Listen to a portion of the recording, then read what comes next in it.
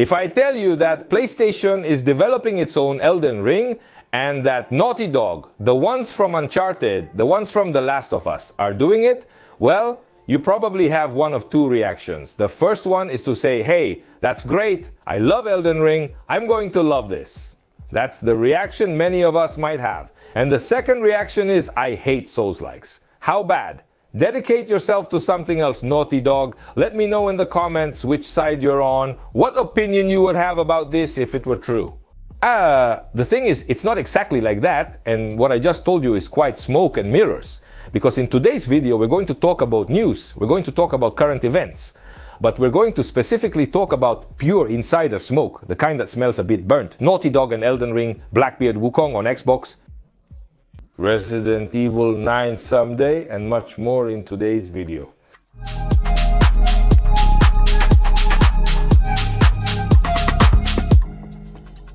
But how about we start by talking about Ubisoft, just to keep up with tradition. Because as if Ubisoft's problems weren't enough, the highly dangerous situation the company is going through and the risk of sale that exists today about Ubisoft, let's add a strike to it. Why not? More than 700 Ubisoft employees in France are on strike because Ubisoft wants people to return to work at least 3 days a week at the office. But these French employees don't want to return to the office, so they go on strike. Speaking of Ubisoft and talking a bit about the crisis they are going through, we also have news about Assassin's Creed Shadows. Ubisoft just made a double announcement about this game. On one hand, they have just cancelled early access to the game. That is, it doesn't matter if you already paid for it, bought it, pre-ordered it, or whatever you did. Ubisoft decided that no one is going to play it in advance. So there is no early access. This is a bad sign in every way. Folks, I'm not saying that this early access thing is right. And this thing they do of charging you more for the game so you can play it earlier, huh? I disagree completely. I think it's nonsense. But once they have entered that business, for them to abruptly change their mind and say, you know what, better not, it's clearly not a good thing, because it smells like they don't want anyone to play the game early, plus they've taken away access to the title from a large part of the press. Everything would seem to indicate that they don't really want it to be known before it's published how the game is. And on the other hand, we have that the collector's edition of the title drops in price from $280 to $230. It's going to include exactly the same as before, just, well, without early access and without a season pass. We can't go a single week without something happening to Ubisoft. It's tremendous. The collector's edition drops in price. That's good on one hand, but it drops in price because they take away the early access and the season pass from the game, which now is not going to have seasons, nor seasonal content, much less. It's great that they stop messing around with early access, with the season pass and premium content for pre-ordering the game. That's great. It shouldn't exist right from the start, because it's all a scam, nothing more than that. They're playing with people's hype, and they are on the way to withdraw that. And to stop doing those things is also great, but suspicious. Assassin's Creed Shadows, a suspicious game, was launched in 2000. The game is being edited again for the PlayStation 1 and Dreamcast. And it's being launched again because, yes, you know, everything absolutely needs to be rehashed.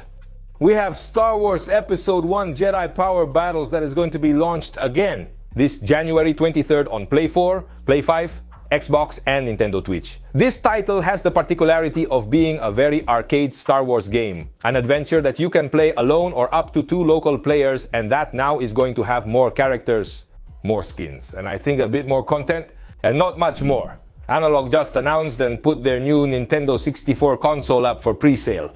A console capable of directly playing the original cartridges from Nintendo, but in 4K resolution, with support for HDMI output and connection support for the classic Nintendo 64 controllers. In addition to reimagined Bluetooth controllers, the people at Analog manufacture new consoles that support cartridges or retro games. They had already launched a kind of Game Boy that supported Game Boy and Game Boy Color cartridges, and now they launched this new Nintendo 64. It costs $250 without any controller, but it is fully compatible with the Nintendo games that you already have stored there. It went on pre-sale right now, but apparently the first batch of consoles already sold out, and they are going to open a new pre-sale. It launches anyway next year.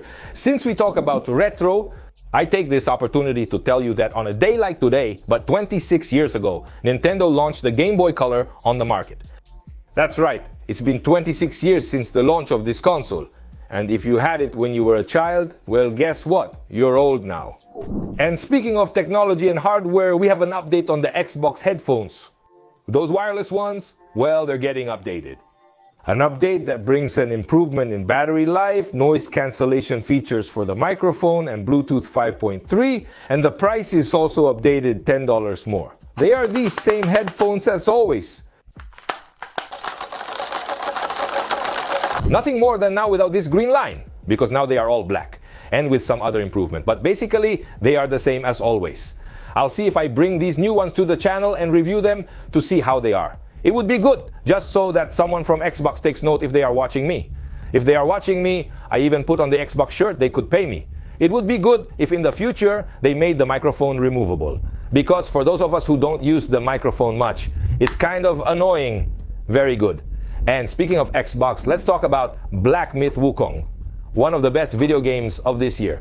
Just like what happened with Baldur's Gate 3, Black Myth Wukong was launched on PlayStation, it was launched on PC, and it was not launched on Xbox. Because supposedly, there was a lack of optimization, and there may be some reason behind it related to Xbox Series S. But well, that's another topic. It seems that we are finally going to have Black Myth Wukong on Xbox. The thing is that the game appeared listed in the age classification registry of the United States as an Xbox Series release. And you know that when something appears in this classification body, it is announced or launched on the systems in which it was classified a few days later.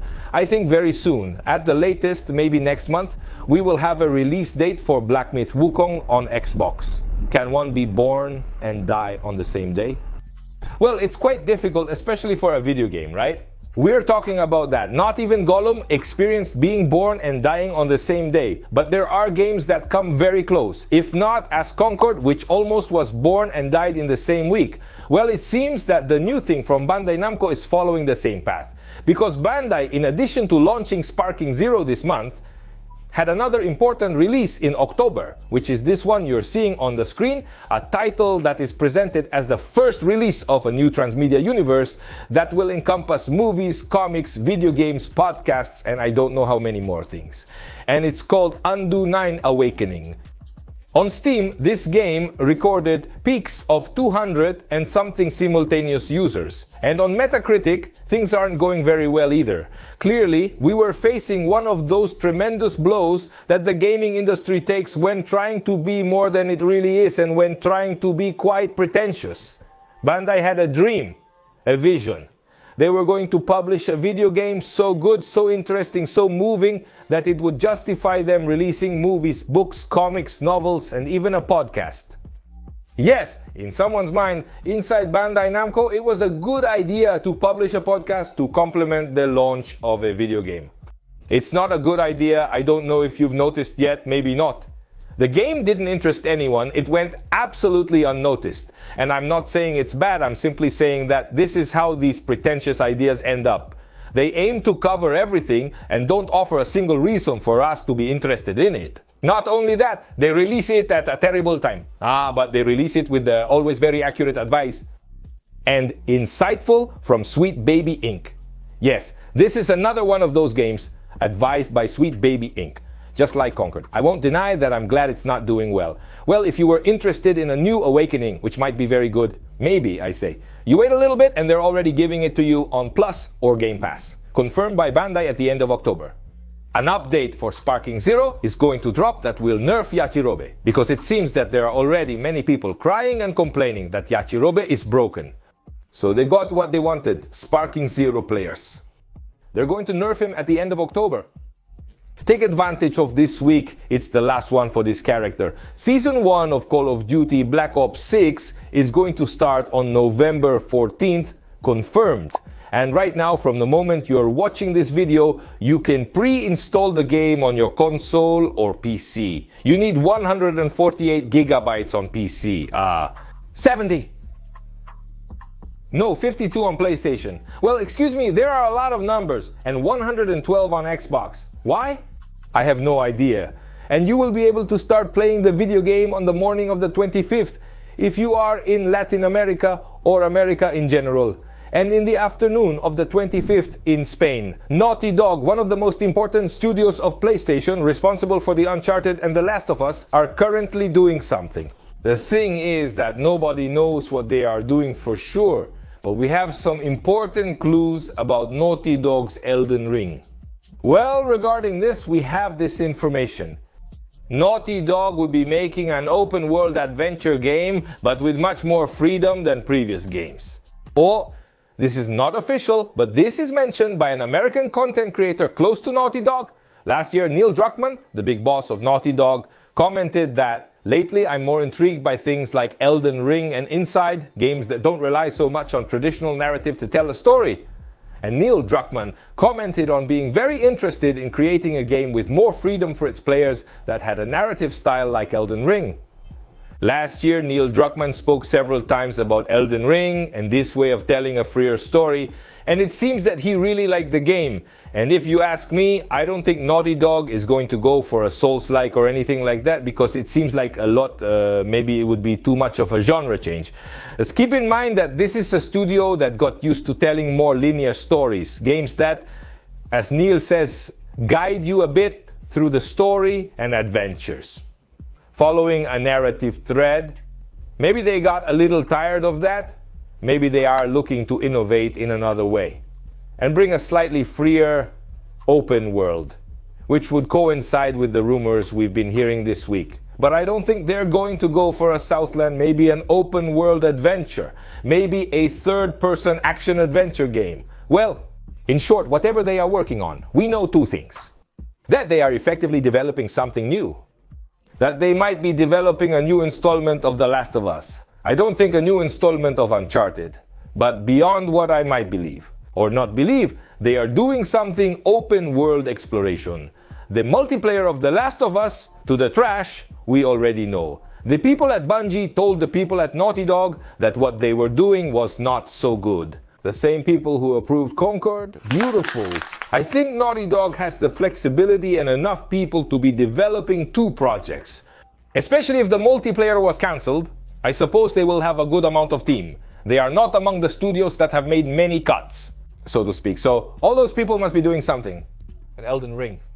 Capcom will continue releasing Resident Evil games, which is well known for anyone. It's also not a leak or anything like that. It's a reality because Resident Evil is their bread and butter. Every year it fills Capcom's fridge. Well, several insider reports say that Capcom is currently developing several Resident Evil games. Because you know how it is, you have to make new games and also rehash. And the new installment of Resident Evil, that is the 9th, is already confirmed. It is directed by the same director as Resident Evil 7. And this weekend, rumors started to circulate that Resident Evil 9 could finally be presented at Jeff Keighley's Games Awards at the end of this year. Honestly, I don't believe these rumors. I only share them because they come from semi-reliable sources. I think Capcom won't focus on the Resident Evil campaign until they have launched the latest Monster Hunter, the Monster Hunter Rise, that drops at the beginning of next year. But it's something I believe, well, maybe they'll end up surprising me. 10 characters, 40 new weapons, over 30 music tracks, and a completely new level. All of this will be included in the new Castlevania downloadable content that will arrive at Vampire Survivor on October 31st. This is the second downloadable content that the Vampire Survivor team releases in collaboration with Konami, and it will be a paid downloadable content that will cost $4. Devolver Digital officially confirms that Cult of the Lamb, the game of the satanic cult Lamb, sold 4.5 million copies since it was launched 2 years ago. For an indie game, 4.5 million copies is absolute madness. Remember that the title was updated, it has local cooperative, it has several DLCs and a lot of content. And if you are looking for a somewhat casual, fun title with its share of challenge and with a spectacular graphic section, well, look no further. Here you have a game. Speaking of great games, we have more insider and smoke-filled information about Hogwarts Legacy. In this case, it comes from Tom Henderson, who comments in a recent article in Insider Gaming that we are going to have a new edition of Hogwarts Legacy in 2025. Apparently, Warner would be working on a new installment of the game, an installment that they would call Definitive Edition, and that would have everything that was launched for the game. Plus new adventures, 15 hours of new content. That's what Tom Henderson says. For now, it's just a rumor, but considering the success that Hogwarts Legacy had and that it was the best-selling game of its year, well, it's likely they're thinking about scratching a little extra money, adding some other little thing to the title. Today, Sonic's X Shadows is released, and the game debuts with a resounding 8 round on Metacritic. I still don't know how it is because I haven't tried it yet, but I tell you that it seems that for the press, it's good. We also have the ratings of Metafor Refantasio, which ended up with a resounding 94, and that, well, this number puts it as one of the best games of the year, at least for the specialized press. And the new Mario Party also did not do bad this week with its rating on Metacritic. We have good titles this little week. And speaking of successes, we have to talk about Silent Hill 2 Remake because Bloober team, responsible for this title, commented on the future and the next projects they are going to do. The statements of the studio's chief executive officer are very forceful. They are not going to be garbage games anymore. From now on, we are going to know a new stage of Bloober team, which they call 3.0. According to them, the launch of Silent Hill 2 Remake. It's not good by chance. The title didn't just turn out well by chance. They were preparing by hiring a lot of people with experience in horror. Fans of the genre not only in video games but also in cinema. With their new game, Chronos, they want to establish themselves as a studio that develops horror video games. They want to be recognized as a studio that focuses exclusively on horror. They mentioned that they could do other things because they have the capacity, but they don't want to. They want to do horror and aim to be a great studio in this genre. They said it themselves. They made garbage games. In fact, the word they used is a bit stronger, but not anymore. We are going to know a new Bloober team. Let's forget about the Bloober team we knew because with Silent Hill 2 Remake, a new stage begins. I'm interested. On December 10th, the series Secret Level premieres on Amazon.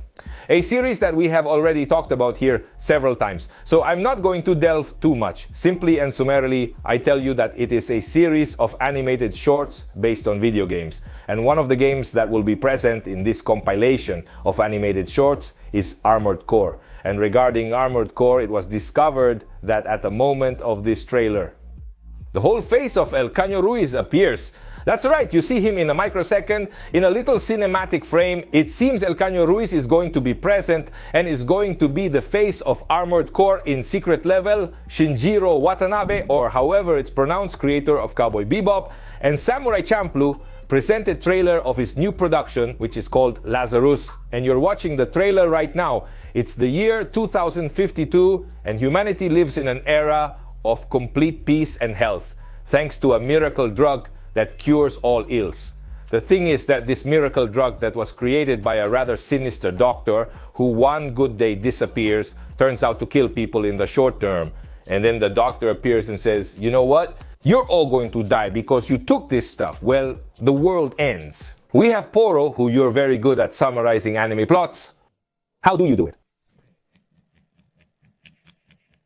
Miracle drugs that instead of curing people, make them sick and dependent. Who came up with that brilliant story? If someday you don't know what to watch on Netflix, please watch Cowboy Bebop. It's very good. And if you've already seen it and liked it, then watch Samurai Champloo. It's also very good, and it's from this guy, and start getting ready and hyping up for Lazarus. Yes, it has nothing to do with the world of video games, but here we are, right? You've watched up to here. You've also seen these friends. Have an excellent Tuesday. I hope you have a great week. Keep pushing forward. And if you want to keep watching videos on this channel, well, you know that here I leave you 2 recommendations so you can watch videos. One, the unboxing of this with my impressions at that time. And another, the games of October, which is very good to watch to know what to play this month here on our Xbox channel. And in the first comment, our new podcast, go visit it. It's great. Thanks for watching. See you next time. Bye.